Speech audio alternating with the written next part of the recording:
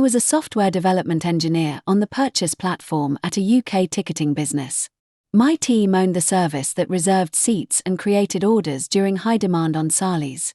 2 weeks before our largest summer release, our load tests showed that the existing order gateway would reach its connection limit at roughly 70% of forecast demand. We'd already built a replacement gateway, but it was scheduled for another month of soak testing.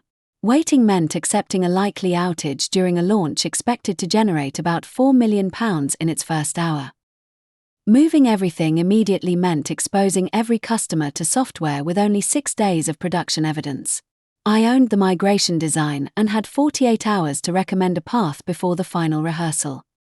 My objective was to create enough headroom for peak traffic without turning the on-sale into an uncontrolled experiment. I set 2 measures: sustain 1,800 checkout requests per second with error rates below 1%, and keep a rollback path that could restore the old gateway within 5 minutes.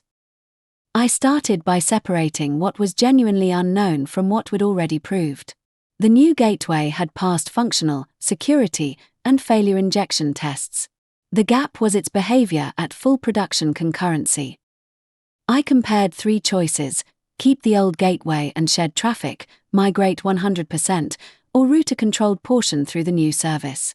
The first protected software stability but guaranteed lost purchases. The second maximized capacity but made rollback harder. I recommended a progressive migration because it made the risk observable and reversible, while preserving revenue rather than turning customers away. I wrote a release plan with 10, 25, 50, and 100% traffic steps. Each step needed 10 minutes of stable latency, order creation success, payment authorization success, and seat release behavior. I added automatic rollback if the 5-minute error rate exceeded 1%, P99 latency exceeded 900 milliseconds, or reservation mismatches exceeded 3 in any window. I also disabled a new caching optimization. It improved performance, but it had the least production evidence. The principal engineer challenged my 10-minute observation window. He thought a slow connection leak might not appear that quickly. He was right about the mechanism, but waiting 60 minutes at each stage meant missing the rehearsal. I inspected our load test traces and found the leak became measurable within 7 minutes at 25% equivalent traffic. So I changed the gate to 15 minutes and added a connection growth threshold.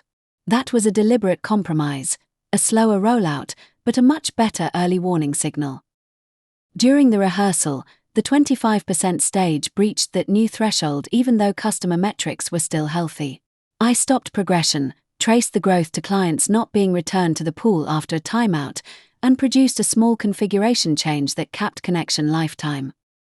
Rather than restart the entire exercise, I replayed the failure test in staging, had another engineer review the one-line change, and resumed at 25%. That saved roughly 3 hours while still retesting the condition that had actually failed.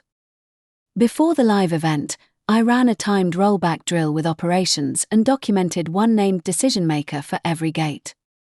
On launch day, I held traffic at 50% for an extra 10 minutes when payment latency became noisy. The payment service was healthy, so I completed the migration once the signal stabilized. The gateway sustained a peak of 1,740 requests per second.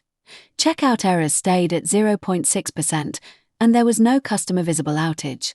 We completed about £3.8 million in first-hour sales. The old gateway would have exceeded its tested connection ceiling by roughly 30%. We removed it 3 weeks later after the new service completed the planned soak period. The one thing I'd do differently is define the progressive delivery gates while building the service, rather than when a deadline forces the discussion. The staged approach worked, but creating those thresholds late compressed our review time. Since then I've treated rollback evidence and measurable stop conditions as part of implementation, because moving quickly is much safer when the risk controls already exist.